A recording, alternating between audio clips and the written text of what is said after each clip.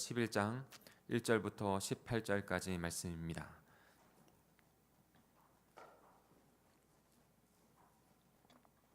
오늘 한 주간 저희가 묵상했던 베드로를 통해서 고넬료 집에 복음이 들어간 그 상황들을 저희가 베드로가 예루살렘 교회에 와서 보고하는 것을 통해서 쭉 다시 돌아보게 될 텐데, 하나님께서 어떻게 십자가의 복음을 깨달은 자들이 복음을 전하며 살아가야 하는지, 믿음으로 살아가야 하는지를 다시 한번 저희가 묵상하게 됩니다.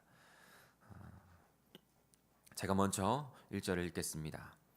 유대에 있는 사도들과 형제들이 이방인들도 하나님의 말씀을 받았다 함을 들었더니 이르되 내가 무할례자의 집에 들어가 함께 먹었다 하니,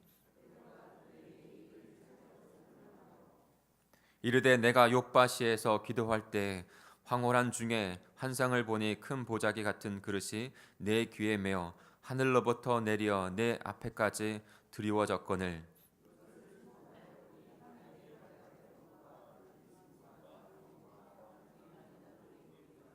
또 들으니 소리 있어 내게 이르되 베드로야 일어나 잡아 먹으라 하거늘,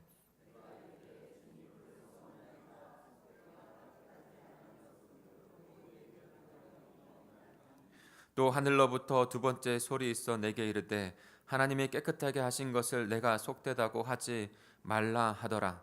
이런 일이 3번 있은 후에 모든 사람이 다시 하늘로 끌러 올라갔더라.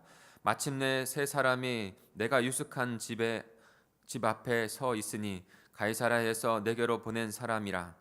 성령이 내게 명하사 아무 의심 말고 함께 가라 하심에 이어서 청제도 나와 함께 가서 그 사람의 집에 들어가니, 그가 우리에게 말하기를 천사가 내 집에 서서 말하되 내가 사람을 욥바에 보내어 베드로라 하는 시몬을 청하라.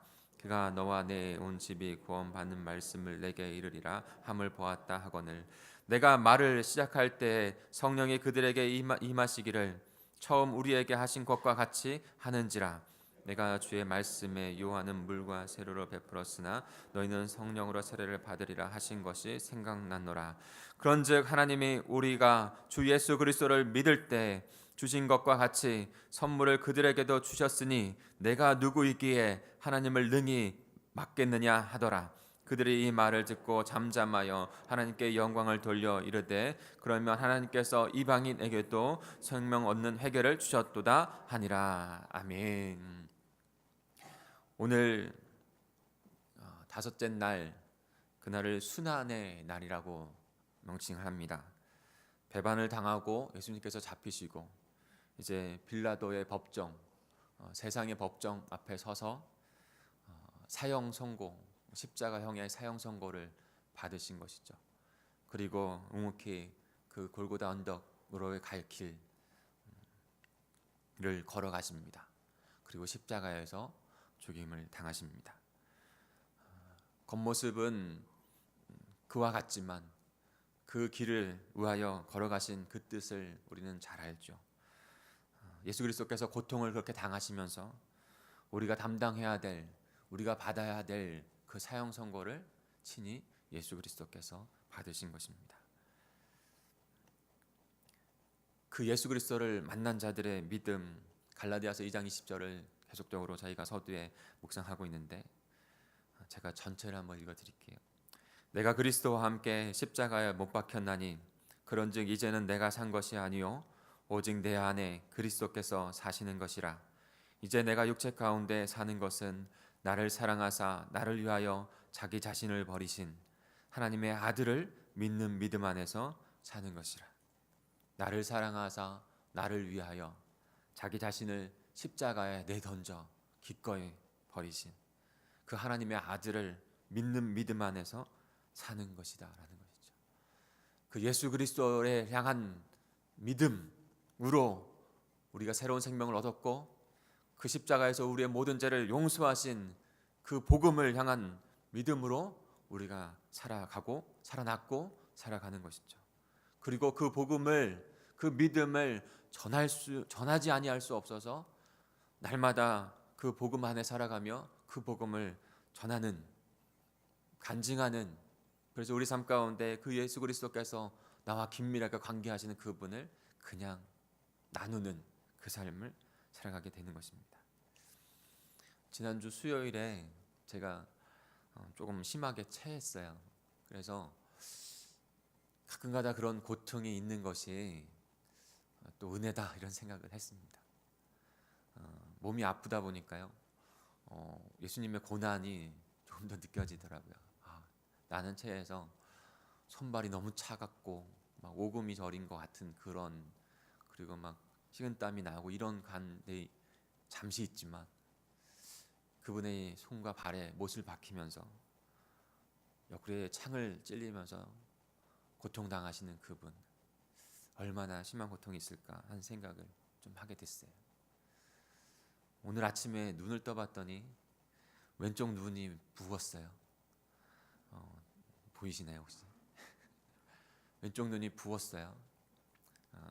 생각해봤더니 어저께 자고 일어났더니 눈곱이 많이 꼈어요. 예전보다 다르게. 오늘 아침에 딱 눈이 심하게 많이 부은 것을 보면서 눈병이라는 것을 알았어요. 눈병이. 예. 그러면서 두 가지를 좀 생각하게 됐습니다. 사도행전을 묵상하면서 이 고난의 주간에 묵상하게 되면서 우리에게 주시는 복음, 예수 그리스도의 생명이 나눠지지 않으면, 체하면 손발이 차가운 것은 혈액순환이 잘 안 돼서 그런 것도 있지 않습니까? 오금이 저려오는 것, 순환이 되지 않는다는 것이죠. 눈이 좀 붓게 되어지고 병이 나는 것도 그와 같은 일들이 좀 있는 것 같아요. 제가 생각되어지는 것은 그의 생명과 그분의 복음이 우리 공동체 안에 나누어지고 우리 삶이 나누어지고 확장되어지고 세상 가운데 퍼져나가지 않고 우리 안에 갇혀만 있다면 우리는 분명히 탈이 난다는 것입니다. 우리의 생명과 우리의 복음은 우리 안에만 갇혀 있게 되면 분명히 거기 안에 문제가 일어난다는 거예요. 초대교회가 예수 그리스도를 만나고 그 복음을 경험하고 그분께서 주신 사명, 그 복음을 전하는 일에 핍박과 고난이 오더라도 흩어진 그 정소에 가서 사마리아 땅, 광야, 밀려서 가는 곳곳마다 그냥 주저앉아 있지 않고 복음을 나누었습니다. 베드로도 그 현장에 가서 그 되어진 일, 교회가 생겨진 모습, 그리고 거기에서도 베드로도 복음을 전하는 일을 지금 한 것이죠. 예수님의 교회를 이루어가는 저와 여러분이 예수님의 몸된 교회지 않습니까? 핏값으로 사신 몸된 교회입니다. 핏값으로 사신 몸된 교회, 그분의 뜻대로, 그분이 원하시는 방법대로 그 일을, 복음을 전하는 일을 이루어가는 그리스도의 한 몸된 공동체입니다. 절대로 우리는 나누어질 수 없는 것이죠. 그래서 몸된 교회는 나누어져서는 안 됩니다. 그분을 머리로 해서 그분의 뜻하신 대로, 그분이 원하시는 방향대로 나가야 합니다. 그런데 하나가 되는 것 너무나 중요하고, 그러나 그 안에서 다양성을 갖는 것도 너무나 중요합니다. 하나가 되어지는 것 안에 다양성이 있는 것이죠. 하나가 되어지지 않은데 다양성만 있으면 흐트러질 수밖에 없습니다. 조화와 균형이 분명히 있어야 하는 것이죠. 그렇지 않으면 분쟁하고 깨어지는 거예요. 오늘 초대교회 가운데 복음이 자신의 그 안에서만, 유대 안에서만, 예루살렘 안에서만 그렇게 머물러서 그냥 분쟁하다가 없어질 수 있는 그런 상황들, 그리고 조금 더 가면 예루살렘 공회가 시작되어지는 그 시점에 더 분쟁이 격해지는 것, 그것을 우리는 보게 됩니다. 만약에 거기에서 그 분쟁으로만 머물러 있었다면 예루살렘 안에서 그 복음이 사라지진 않았겠죠. 분명히 하나님께서 역사하셔서 일어나게 됐을 것입니다. 그러나 예루살렘으로는 하나님께서 이스라엘 백성들을 보면서 한탄하시면서 몇 번을 내가 다른 민족으로, 내가 다른 너의 모세 너를 통해서 그 일을 다시 이루겠다라고 말씀하신 것처럼 그렇게 됐을지도 몰라요. 아주 심각한 기점 가운데 있는 것이죠. 그런데 베드로가 이제 예루살렘의 교회에 돌아와서 이방인에게도 하나님의 말씀이 들려졌고, 그들이 성령을 받고 세례를 받는 일까지 됐다는 것을 보고하게 됩니다. 그런데 그 소식을 전하기 전에 어떻게 된 것인지 베드로가 그렇게 이방인들과 교제했다는 것이 유대인들 기독교인들에게 들렸어요. 그러면서 베드로를 비방하는 것입니다. 비난하는 것입니다. 그것은 한 사람이 한 것이 아니에요. 어떤 세력이 그렇게 되어졌기 때문에 그 세력으로 인해 일어났던 그런 것은 교회의 갈등이 되어졌고 깨어질 수 있고 쪼개질 수 있고 분열되고 나눠질 수 있는 그런 심각한 상황인 것이죠. 우리 1절부터 3절까지 다시 한번 읽어보겠습니다. 1절부터 3절입니다. 시작.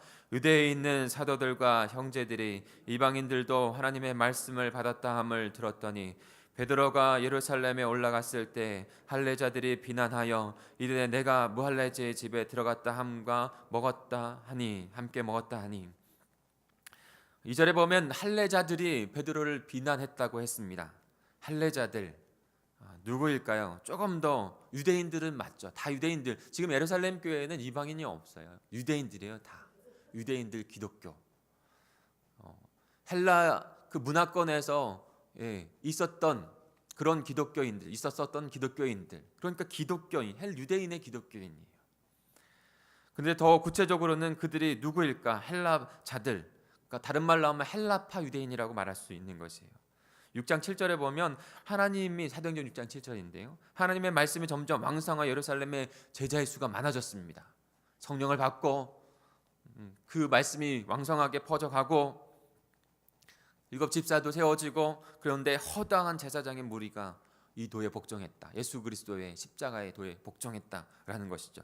여기에 허다한 제사장의 무리가 바로 헬라파 유대인들인 것이죠. 또 다른 말로 하면 바리새파 유대인들인 거예요. 그 율법에 목숨을 걸고 바울과 같이 사울 있었을 때 그 바울 되기 전에 사울과 같이 율법에 목숨을 걸고 율법에 자신의 모든 정체성을 그렇게 규정했던 그들. 그러니까 기독교인이 되어서도 그 헬라에 대한 그 율법을 절대로 놓지 못하고 있는 것이죠. 그래서 그들이 지금 베드로를 비난하고 있는 것입니다. 그런데 그들이 비난하고 있는 그 율법은요, 어떻게 보면 하나님께서 명하신 것이 아니에요.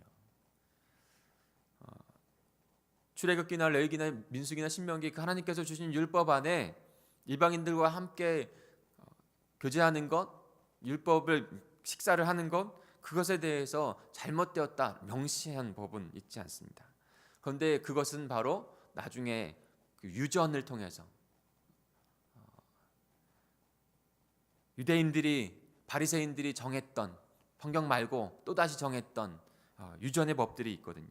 그것을 통해서 그것을 근거해서 지금 베드로를 비난하고 있는 것이죠. 사랑하는 성도 여러분, 여기에서 우리가 한 가지 깨달아야 될 부분이 있다고 생각합니다. 우리가 하나가 되어져서 한 몸 된 공동체로 복음 안에 살아가고 복음을 전하는 일 가운데 우리의 기준과 판단이 무엇이냐는 거예요. 우리의 기준과 판단은 나의 경험과 나의 생각과 내가 갖고 있는 개인적인 신앙 안에서의 첫 번째가 아니라는 것입니다. 우리의 기준과 판단과 그 복음을 전하는 믿음 안에 살아가는 공동체는 오직 하나님, 그분의 말씀이 우리의 기준과 우리를 하나게 되게 하는 이정표인 줄 믿습니다. 그것만 바라봐요. 거기에서 우리는 하나가 되어지고 거기에서 그것을 이루어가는 것 가운데 우리의 다양성들은 서로가 인정해 주는 것이죠. 그리고 믿음 안에서 말씀 안에서 하나가 되어서 그렇게 주님 앞에 서야 하는 것입니다. 선교회 복음 전파했던 그 일들을 마무리하고 그리고 그들이 비난 올 때 베드로가 4절에 보면 베드로가 그들에게 이 일을 차례로 설명했다고 했습니다. 그 비난하는 사람들도 할례파 기독교인들입니다. 그러니까 할례를 중시하는 기독교인들인 것이죠. 나중에는 그것이 완전히 바울이 그것에 대해서 같이 논쟁할 때 1차 공회에서 그것이 완전히 이제 깨어지고 그것을 공표합니다. 율법과 할례 그 모든 이방인들이 지킬 수 없는 건 그것으로 구원받은 것이 아니다라는 것을, 믿음으로 구원받는다는 것을 공부하게 되는 것이죠. 근데 오늘 베드로도 그들을 그냥 잘못되었게 말하고 있는 그들을 그냥 잘못되었다라고 또다시 그들을 질책하는 것으로 끝나지 않고 차근차근히 설명을 합니다. 그리고 그 결과는 비난했던 그 사람들도 같이 하나님의 영광을 드리는 것으로 나갑니다. 친절하고 온유하게 그들에게 설명하는 것이죠. 그래서 베드로가 겪었던 그 모든 것을 차분하게 설명하는데요, 그 설명 가운데 하나님께서 왜 그런 기점을 주었는지 그들도 깨닫게 되는 거예요. 그리고 한 마음이 되는 거예요. 하나가 되는 거예요. 하나님의 몸된 공동체는 그래야 합니다. 그래서 5절부터 10절까지는 하나님께서 베드로에게 보여준 환상을 다시 이야기합니다. 내가 평생 동안 그 속되지 않은 것, 그 음식을 입에 넣지도 않았는데 어떻게 먹겠습니까? 하나님의 한 말씀, 내가 깨끗한 것을 너가 속되다 하지 마라. 그 말씀을 들었던 것을 말을 하죠. 그리고 11절부터 16절까지는 그 고넬료의 집에 가서 어떻게 그들에게 복음을 나누고 성령께서 그들에게 임하고 그들이 새의 거듭난 생명을 얻었는지, 우리와 같이 사도행전 2장에 있었던 그 성령 임하심을 그들도 경험했다는 것을, 그래서 그들에게 세례까지 주었다는 것을 그가 요약해서 설명하는 것이죠. 거기에 어저께 나눴던 것처럼 욥바에서 함께 왔던 그 형제들이 유대인 형제들인 것이죠. 유대인 형제들이, 할례 받은 형제들이 그곳을 다 목격했다. 그 유대인들에게 어떤 일들에 있어서의 증인은요, 혼자가 아니에요. 두세 사람이 함께 해야 해요. 하나님이 그 일을 세밀하게 이루어 가시는 거예요. 하나님께서 하나님의 나라, 하나님의 몸된 교회를 세밀하게 이루어 가시는 주권자 되시는 줄 믿습니다. 그 일을 말하면서 같이 나누게 된 거예요. 17절은 같이 읽어볼까요? 17절입니다. 시작. 그런즉 하나님이 우리가 주 예수 그리스도를 믿을 때 주신 것과 같은 선물을 그들에게도 주셨으니 내가 누구에게 하나님을 능히 맡겠느냐 하더라. 베드로는 너무나 분명히 말하고 있는 것이죠. 하나님께서 그 일을 하셨는데 내가 누구이기에 그 일을 맡겠느냐라는 거예요. 하나님의 마음을 알았고 하나님께서 가고자 하시는 길을 알았고 그저 하나님께서 주신 생명, 예수 그리스도를 주신 생명을 가진 자로 하나님이 명령하신 대로 하나님이 뜻하신 길로 우리는 따라가야 한다라고 베드로가 먼저 그렇게 인정하고 주님 앞에 나아갔고, 이제는 그 모든 되어진 일을 이야기하면서 말씀하면서 그 초대교인들에게 같이 그 길을 가야 한다라고 말씀하고 있는 것이죠. 우리의 모든 최고의 권위자는 우리의 전통도 아니요, 우리의 개인의 경험도 아니요, 생각도 아니요, 오직 하나님의 말씀이요 최고의 권위자이신 그 하나님, 우리의 주님뿐인 줄 믿습니다. 베드로가 그 얘기를 하는 거예요.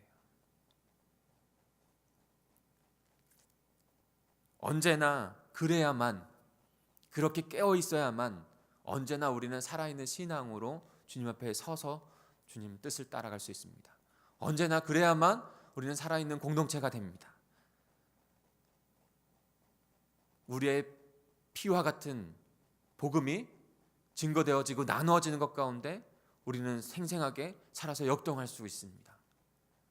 매너리즘에 빠져서 우리 공동체 안에만 내가 신앙생활하는 것만 그냥 예배하고 생활하는 것에 어떠한 때로는 주님께서 주시는 고통과 고난도 없이 그냥 평범하게 살아가는 것이 우리를 살아가는 삶으로, 역동하는 삶으로 인도하는 것이 아니에요. 주님께서 주인이 되셔서 그분께서 깨닫게 해주셔서 때로는 내가 갖고 있는 그런 신앙의 어떠한 모습일지라도 그것을 또 깨셔서 안주하지 아니하고 주님의 복음을 나타나게 하시는 그 길로 우리를 인도해 가시는 것이죠. 최고의 권위는 하나님께 있습니다. 진리는 오직 그분의 말씀에만 있습니다. 그러니까 언제나 초대교회가 정말로 유대교 그 문화 안에 자신의 생명을 내놓는 일이거든요. 그것을 깰 수 있었던 것은 언제나 그분의 권위와 그분의 말씀 앞에서만 새롭게 날마다 깨달으며 복음을 전했기 때문이에요. 매너리즘에 빠져서 그냥 굳어 있어서는 안 됩니다. 언제나 그러니 성령 하나님께 우리를 내어드리고, 그럴 때 18절에 놀라운 일이 그 공동체 안에 서서히 일어나게 됩니다. 우리 18절을 같이 읽겠습니다. 시작. 그들이 이 말을 듣고 잠잠하여 하나님께 영광을 돌려 이르되 그러면 하나님께서 이방인에게도 생명 얻는 회개를 주셨도다 하니라. 아멘. 두 가지를 그들이, 헬라파 유대인 기독교인들이 깨닫게 됩니다. 하나는 잠잠한 일입니다.